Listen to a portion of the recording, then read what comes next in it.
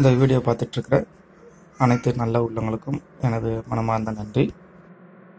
இந்த வீடியோவில் Nokia 5.1 plus ஃபோனை அன்பாக்சிங் பண்ணி அதுக்குள்ளே என்னென்ன இருக்குது, எப்படி இருக்குதுன்னு நம்ம பார்க்க போகிறோம். கடைசி வரைக்கும் பாருங்கள். பார்த்துட்டு நீங்கள் விரும்பினா லைக் பண்ணுங்கள், ஷேர் பண்ணுங்கள், கமெண்ட் பண்ணுங்கள். அங்கே ஓரத்தில் இருக்கிற பெல் ஐக்கானும் ப்ரெஸ் பண்ணுவீங்க நம்புகிறேன். கூடவே சப்ஸ்கிரைப் பண்ணுங்கள். வாங்க வீடியோக்குள்ளே போகலாமா?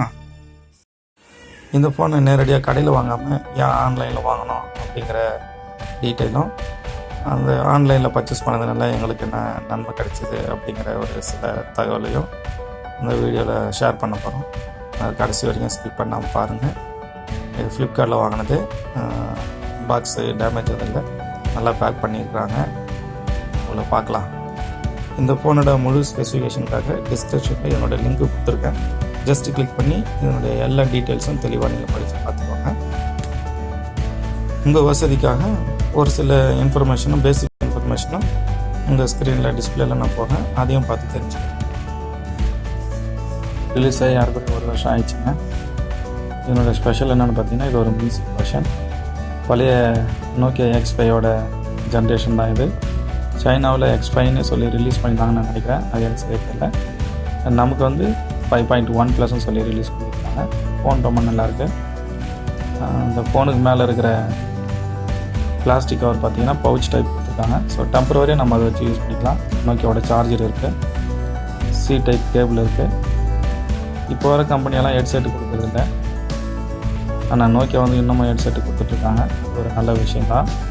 ஆனால் இது பார்த்திங்கன்னா ஒரு பேசிக் ஹெட்ஃபோனு. ஸோ இந்த செட்டுக்கு வந்து நீங்கள் ஒரு நல்ல ஒரு ஹெட்செட் வாங்கி யூஸ் பண்ணுங்கள். அது பாட்டு கேட்குறது ரொம்ப நல்லாயிருக்கும். இந்த ஃபோனுக்கான பேக் கவரும் டெம்பர் கிளாஸும் நீங்கள் வாங்குற வரைக்கும் இவங்க கொடுத்துருக்குற அந்த பிளாஸ்டிக் கவரை வச்சு யூஸ் பண்ணுங்கள். அதனால் டெம்பரரியாக உள்ள ஸ்க்ராச்சஸை தடுத்துடலாம். கையில் பிடிக்கிறதுக்கும் கிரிப் நல்லா கிடைக்கும். சிம்ட்ரு எஜெக்ட் பின் வச்சுருக்காங்க. வாரண்டி கார்டு இருக்குது. இந்த ஃபோனோட மேனுவல்ஸ் 2 இருக்குது.